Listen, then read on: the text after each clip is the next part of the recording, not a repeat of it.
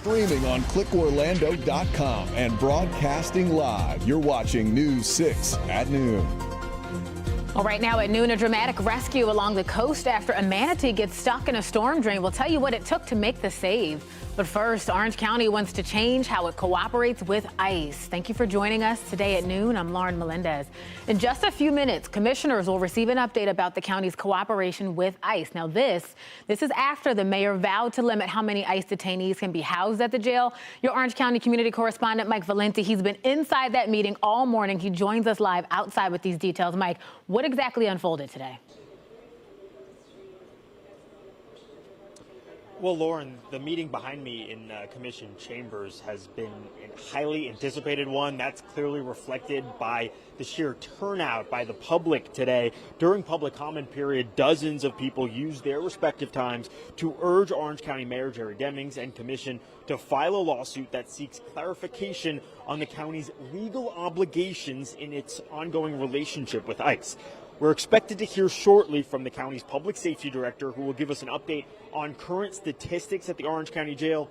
Just yesterday, we got new information from the county that there are 32 people with ICE detainers, but no local charges in the jail. That's a dramatic decrease from last week when there were about 134 such people in the jail.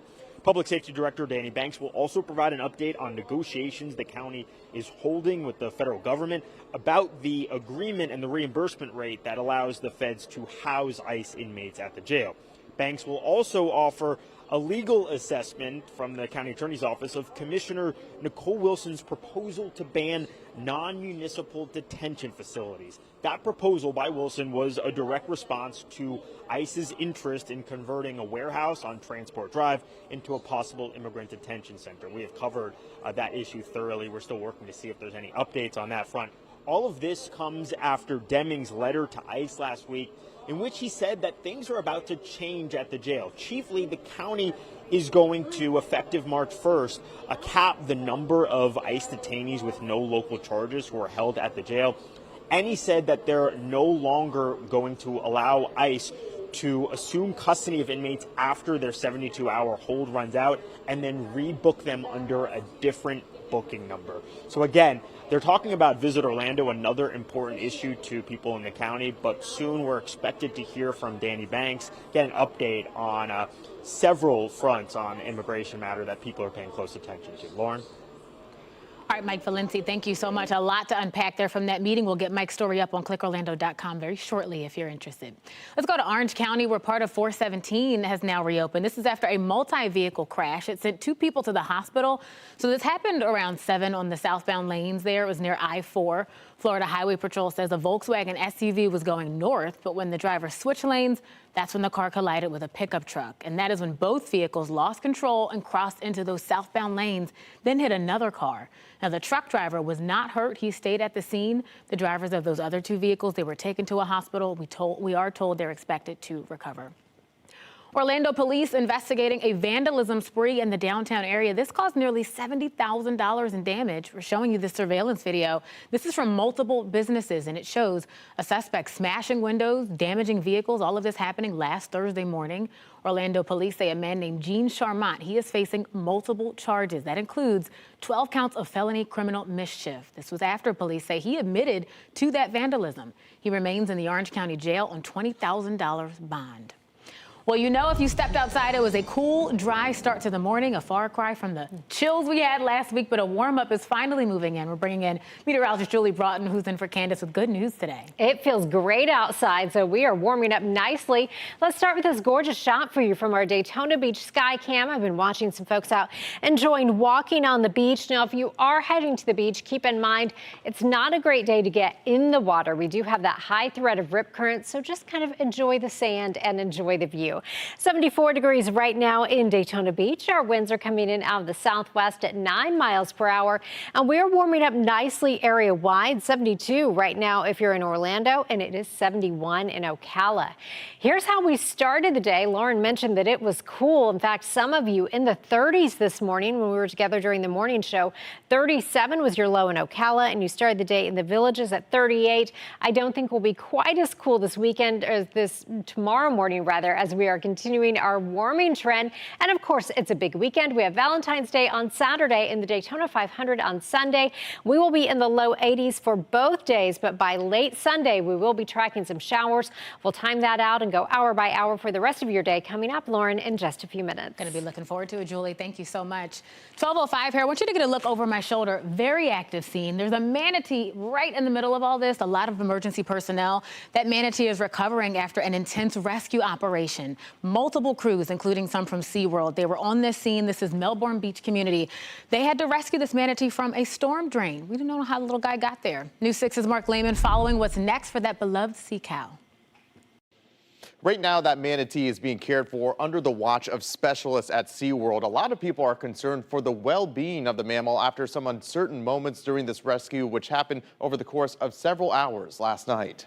It was an amazing amount of teamwork and great that we were able to do that. Andy Garrett is FWC's Manatee Rescue Coordinator and organized this response to Neptune Avenue in Melbourne Beach. He says the manatee that became stuck in a culvert Monday night may have been there for a while. Its belly was really sunken in and the skin was really wrinkly. My best guess would be weeks, not days, that it was in there. A survey crew first spotting the sea cow earlier in the day, and officials believe it swam in from the Indian River seeking warmer water during last week's cold snap. That culvert might have had some warmth and the animal just sensed that and kind of swam in there. We watched as workers dug through the road and eventually were able to remove a manhole. Soon after, they reached the manatee, lifting it out with a crane while neighbors cheered. It's nice seeing him being taken away in the manatee rescue truck, and he's with the best people right now. Garrett tells us FWC is talking with Melbourne Beach to grate the culvert after the rescue. The manatee, meanwhile, is working towards recovery. You know, everything works well. I think in a few months we'll be having that conversation about release. FWC encourages anyone who sees a distressed manatee to contact them directly or local authorities. We're working to learn more about the manatee's condition and what care plans are in place for rehabilitation before its eventual release back into the wild. Mark Lehman, News 6. Mark, thank you so much. Well, normally when you see a bunch of road work signs in your neighborhood, this is a headache. But this scene over in Magnolia Avenue, it's actually a welcome sign. For the first time in decades, it's getting a facelift. The plan is to make it easier to navigate for everyone. News 6's Stephanie Rodriguez, she was there as construction officially began on the street's new redesign, the first project from Orlando's Downtown Action Plan to break ground.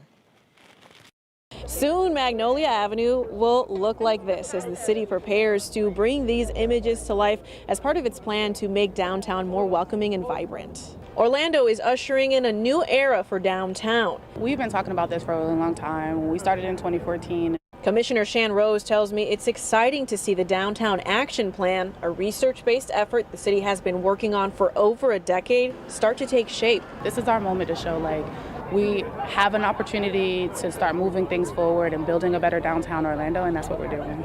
And it begins with Magnolia Avenue. It's been a one-way since the 1950s in an effort to keep traffic moving. But now, ease of use and pedestrian-focused infrastructure is the priority. Being able to be a walkable, bikeable city is what's been important to us. Being able to connect, being able to say, I can walk down this street, it's well lit. Making sure that there's enough sidewalk space for all of us to walk and go in both directions. Limo buses won't have a dedicated lane anymore, making room for two-way traffic to provide better connections. Sidewalks will be upgraded and more street parking will be added, giving potential customers better access to small businesses like Thai Cafe. This area is one way, so a lot of people get confused. Limited parking, small sidewalks, and an unclear one-way design makes it difficult for patrons to pop in. So the team here is excited for the improvements. And then now they're going to be a road direct too. Construction here on Magnolia Avenue will be done in 2 phases, and the first phase, which started on Tuesday, is set to take about 6 months. Reporting in Orlando, Stephanie Rodriguez, News 6. Stephanie, thank you. SpaceX now says the next crew launch to the ISS, it will not happen until at least Friday. We've been watching this thing like a hawk. Those 4 astronauts, they were set to lift off from Cape Canaveral early tomorrow, but mission managers had to scrub this because of weather safety concerns all along that flight path. So they initially said they'd try Thursday. Then they announced this morning they're going to wait 1 more day. We do know that crew is set to spend several months on the ISS, but if that launch happens Friday, it'll be at 5:15 in the morning. Of course, we're going to bring it to you live when that happens. If your dryer is sticking out just a little too much and you can't push it back, chances are it's because the hose behind it is just a little bit too long. Well, I got some options for you. I'm Eric Von Anken. We're getting results at home coming up. All right, Eric, thank you. Let's bring you a live look from our Mount Dora cam as we trade those cooler chills and that weather for some sunny warm-ups coming on the way. You're watching News 6 at noon. Julie Broughton will have your forecast right after this. This portion of the news is sponsored by Florida Lottery.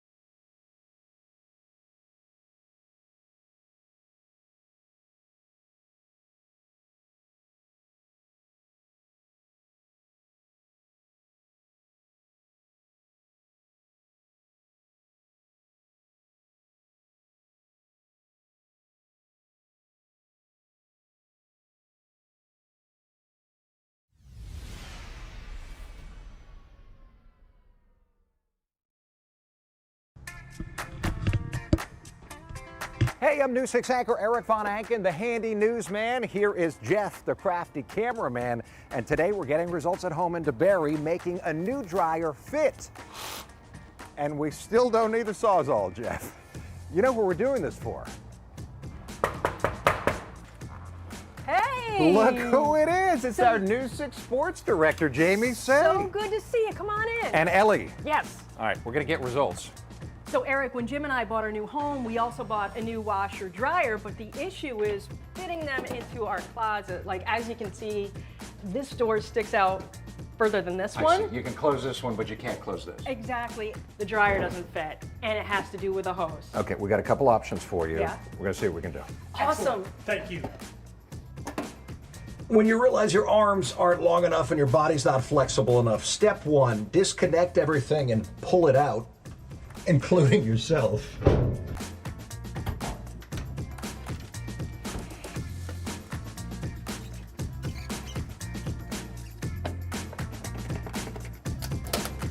Oh, that's so much easier to get to. When the installers put in Jamie's dryer, they use the hose. It's just way too long. Step two is get a dryer vent that fits your dryer space. So they come in all kinds of different sizes. This one's 4 inches. This one's about 6 inches. The old one, even when it's compressed, has got to be at least 1.5 feet. This is a house hack. This is a slim fit, adjustable dryer vent for when you really have a tight space. Step 3 is connect your new shorter hose. And don't forget about the clamps that it comes with. Whichever style you end up using, put one on each end of the hose.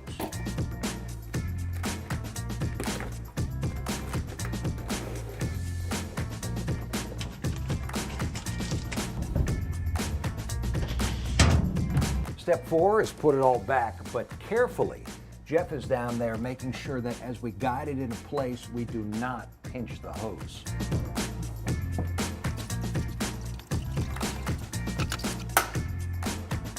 All right, gonna go get Jamie and Jim. Looking good. Looking good. And Now you gotta close the doors because that's the ultimate test. boom. Never Awesome. seen that before. We got results? Yeah, that's great. Oh, yeah, Thank you. I think we got results at home for the two of them. We're in DeBerry. I'm Eric Von Anken getting results. News 6.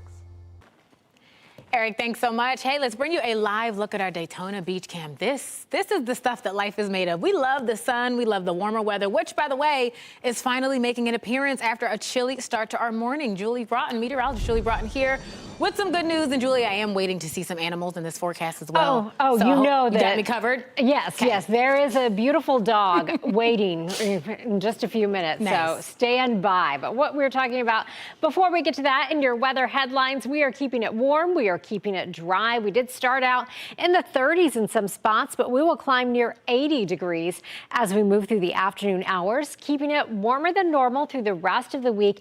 And then our next shot of rain comes into the weekend, Sunday into Monday, with a front that will come through. It looks like, according to some models, that system may be slowing down a little bit. I'll show you what we could be dealing with that in just a moment. But of course, Saturday is Valentine's Day. You're looking at a mostly dry day with afternoon highs going to 80 degrees. So I think that will be a great day for whatever your plans are.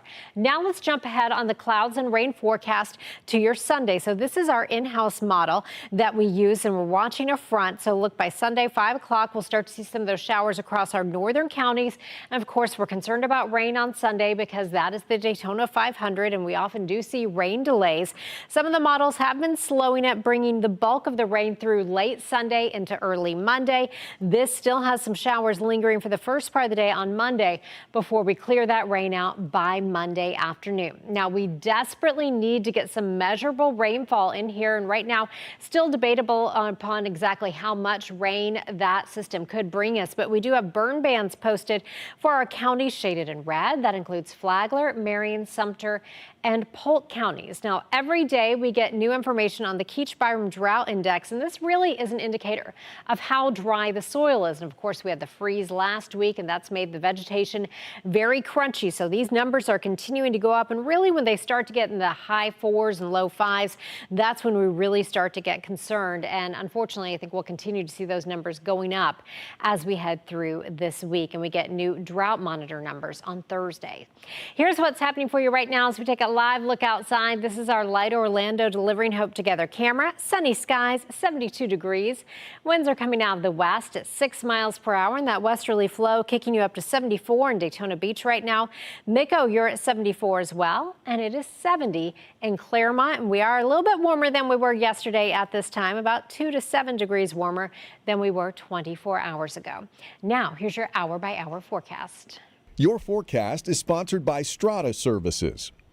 Okay, this is the picture Lauren's been waiting for. This is Stormy. Isn't he or she absolutely beautiful? That's a great name for a weather photo, by the way.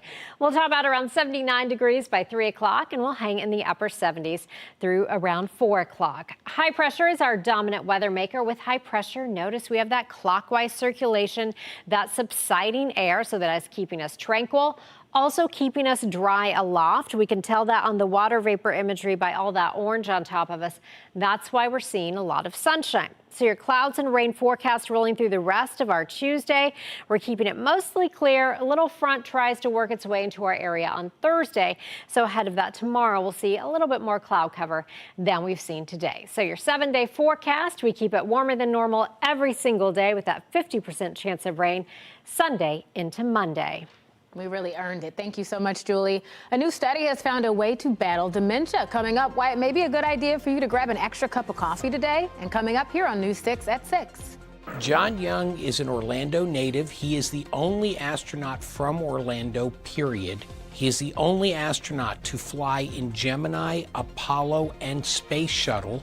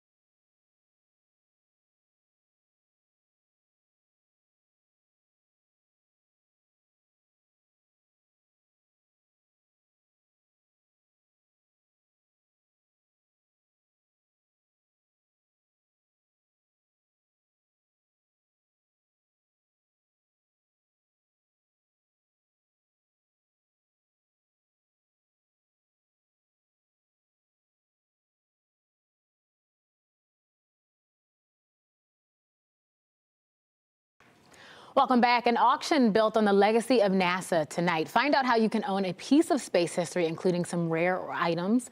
Also the daily cup of coffee is doing a lot more than giving you a jolt. It could also be protecting you from your brain from dementia. New research shows that having that cup of caffeinated coffee or tea every day, that's associated with better long-term cognitive health. This new study reports those who enjoy 2 or 3 cups of coffee a day, they saw the biggest impact. Midlife coffee drinkers see about 18% lower chance of developing dementia later in life, and then 14% lower for tea drinkers. Well, it wasn't a very Merry Christmas for retailers this season. Data from Commerce Department shows retail sales in December didn't increase at all from November. Economists expected them to jump 0.4%. It is a stark change for consumer spending. Last year, people kept buying. This was all despite fears around the stagnating job market, even inflation. December's numbers suggest those fears may finally be impacting how much shoppers are willing to spend. We'll be right back.